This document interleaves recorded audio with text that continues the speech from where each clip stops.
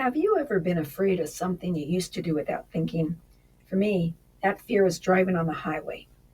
I used to love driving, but in 1986, I was hit by a drunk driver. That crash didn't just damage my car, it triggered complex regional pain syndrome, or it's also known as CRPS. So for 30 years, I lived with pain that altered every part of my life.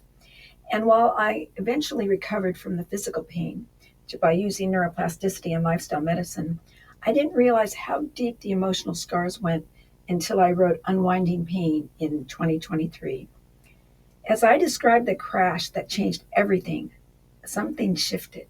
The highway started to feel dangerous again.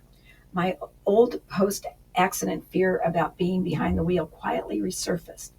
So today, I want to talk about how I used exposure therapy and neuroplasticity to gently rewire my brain from fear back to freedom. Welcome to Pain Recovery Hacks. Just the science and strategies in under 5 minutes. If this helps you, please like and subscribe. It helps others find these free evidence based tools. First, here's a little science. When we revisit a troubling memory, like I did while writing my book, our brain can react as if it's happening again.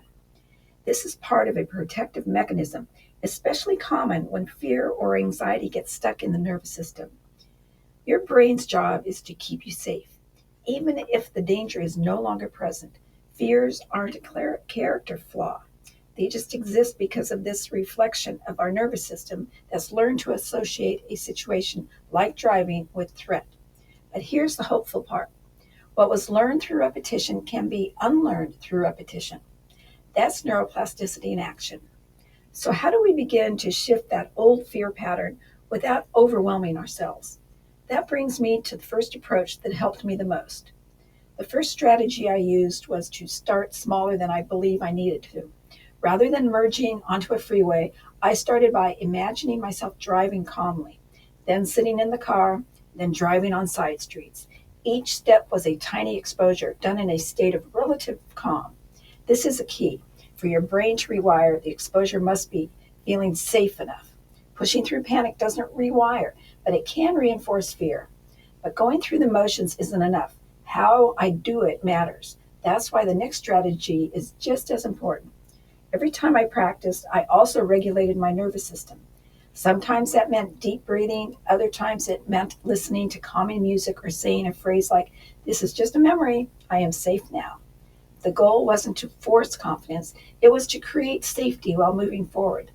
As I practiced these steps, there was something else that kept the momentum going, and that was recognizing every bit of progress. The first time I drove to San Francisco on the busy highway again, I nearly cried, not from fear, but from the sense of freedom. It wasn't perfect. My heart pounded. I gripped the wheel a little too hard, but I did it, and my brain took note. Each success, even with anxiety present, was a signal. This is safe now. This process I use can be adapted to many kinds of fear, not just driving. Whatever your version is, you can take the same gentle steps. We all carry invisible stories, and sometimes fear lingers long after the original threat is gone. But that doesn't mean it has to run the show. You can gently reclaim what fear has taken hold of. You can teach your brain a new pattern, one small step at a time. It won't happen overnight, but it can happen. You're not broken, you're rewiring. And so it's bye for now, and I'm wishing you a comfortable week.